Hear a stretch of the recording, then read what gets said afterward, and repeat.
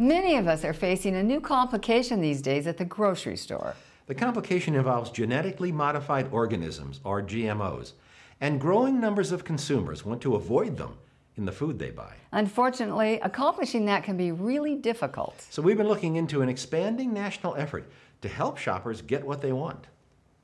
I spend a lot of time speaking to scientists across the country, around the world. Lori Cohen-Peters is Director of Communications for the Institute for Responsible Technology, a leading opponent of genetically modified organisms.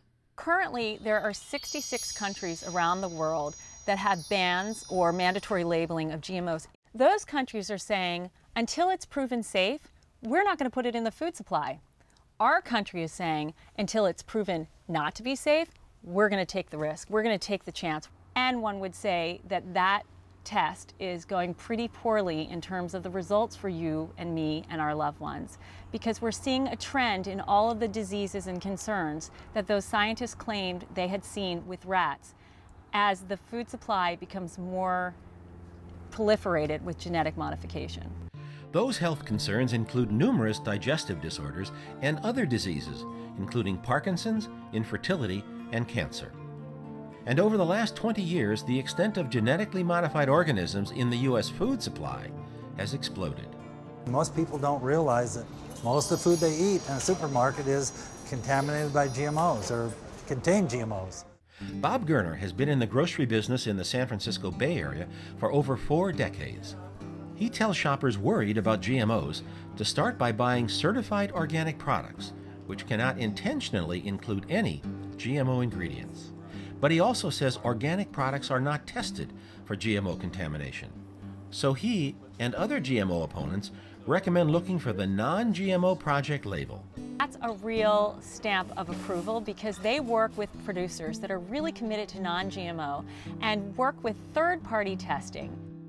In fact, Bob Gerner knows a lot about the non-GMO project because it had its roots in 2003 in his natural food store in Berkeley.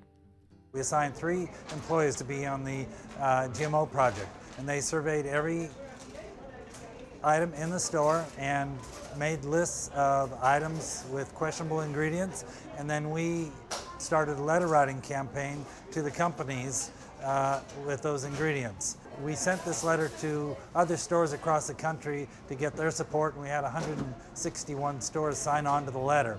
The non-GMO effort gained support not only in the U.S., but also in Canada. A formal organization was created, and now the non-GMO project is having a major impact.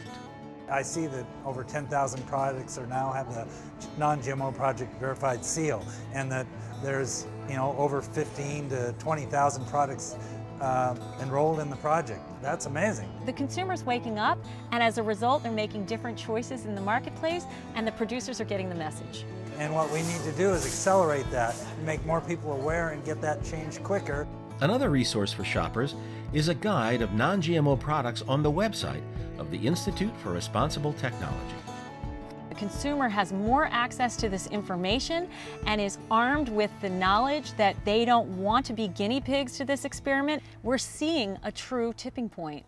We're not there yet, but we're at a very exciting place.